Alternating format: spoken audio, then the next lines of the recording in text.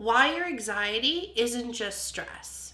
The reason why your anxiety is not rooted just in stress. Now, hear me out. You're not just triggered because you have experienced some form of stressor in the moment or some relational issue, but think about this.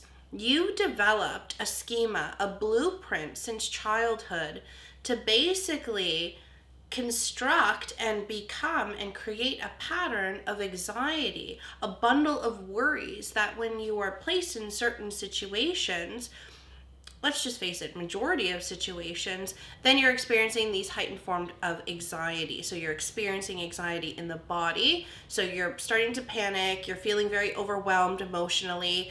Then physiologically, maybe you can't breathe. Your heart is racing. You might feel sick to your stomach, or you might have this irritable bowel. You might feel like you need to go to the washroom. Your extremities, your arms, your legs might start going numb or tingly. Your lips might go numb or tingly. You might feel like you're choking or dizzy.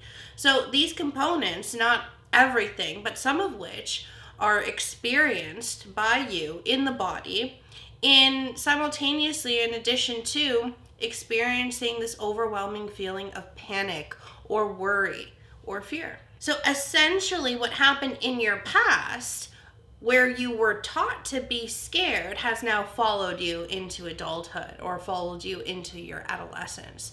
So think about this.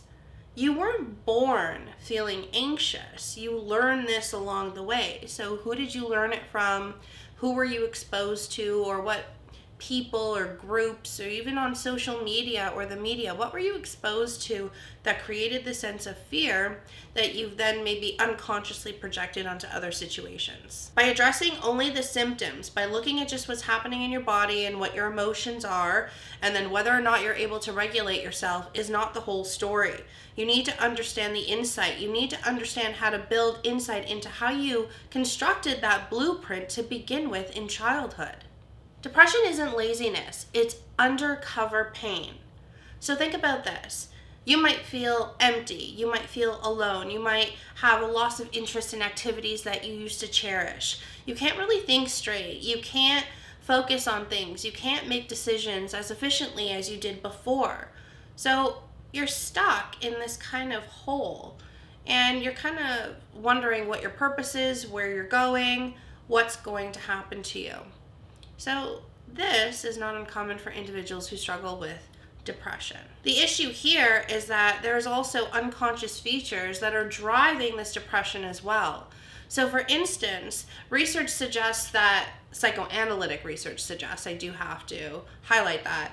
So it highlights that during infancy, you've experienced what's called a psychic trauma. So individuals, typically babies and moms, are bonded together after birth. I want to also say during pregnancy as well, because it is an experience when a woman goes through pregnancy. So someone who experiences that developmental period of their life, going through all the stressors, going all through the excitement, builds a relationship with baby, and then when baby is born, typically that relationship is flourished. So about 60% of us have what's called secure attachments because a primary caregiver, whether it's mom or whether it's dad or whether it's somebody else if you are adopted, is now going to take care of you. So is going to feed you, is going to love, nurture, and care for you. And this creates this sense of bond, right? A connection, an attachment. What ends up happening is, neurologically speaking, oxytocin is released in the body, which is the love bonding hormone. So this is released in baby, this is released in the primary caregiver, and this is where we get attachment from. The problem here is that in depression, individuals who struggle with issues with, let's say, people pleasing or trusting, have issues with this attachment during infancy. It wasn't properly formed, which means you've formed an insecure attachment. Healing this attachment requires not only insight, but ongoing significant depth into the psyche to really understand what happened during infancy. For some people, the attachment was an issue where the primary caregivers weren't always available for whatever reason. Maybe there are other siblings that are around, so when baby cries, baby isn't always tended to at that time when baby needs it, so then frustration builds. And if we have this frustration building in baby over time during childhood, adolescence, and adulthood, then it is carried out and projected onto other people like romantic partners. Stop band-aiding trauma. Heal it for good. There are no quick fixes when it comes to trauma. The reason why is because trauma is so ingrained, whether it's generational trauma or whether it's an experience that just happened that is life-threatening, that has essentially changed your core personality. Either way, we need to dive deep into your psyche to really understand the dynamics of your trauma. You're experiencing flashbacks, intrusive thoughts, maybe disassociating. You don't really feel like you're connected to reality. You kind of feel like you're floating or a spectator, or feel disconnected or distant from you as a person. You're kind of just zombie-like walking through life. There's significant layers when it comes to trauma. So really understanding these components takes time, takes an obscene amount of mental strength, and that it's developed over time. The more in which you dive into your psyche, the more in which you go into your unconscious mind and you peel back the layers and you really see what has affected you that you haven't processed back in the past. Now you have the opportunity to do so. Because if you don't, these essentially rotting and decaying food that is equivalent to the emotional duress that you've repressed and basically covered up in the unconscious over many layers of defenses is rotting in the mind.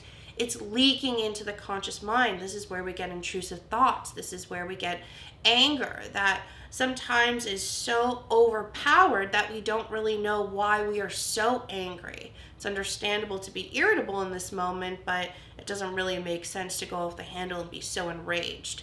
So we need to understand what is really fueling the fire here. The psychoanalytic approach allows us to dive deep into the psyche, to really peel back the layers and to essentially clean out that fridge that has all of the rotting food in the unconscious. Because we need to process this. We process this by putting words to the pain, by really getting these emotions out. One needs to speak about it in its entirety, to put the emotions to it, to cry, to get angry, to feel that rejection, that abandonment, whatever that trauma was. It's important to come back to it and allow yourself to go through it in order to release it. Because the more in which you release it in terms of its power, then you can be more responsive than reactive. Facing your trauma allows you to become more responsive than reactive. So this allows you to look at various situations and analyze the situation and to devote an appropriate emotion that is a representation of that situation. So for instance, if you're feeling angry, then the appropriate degree of anger is allocated to that situation.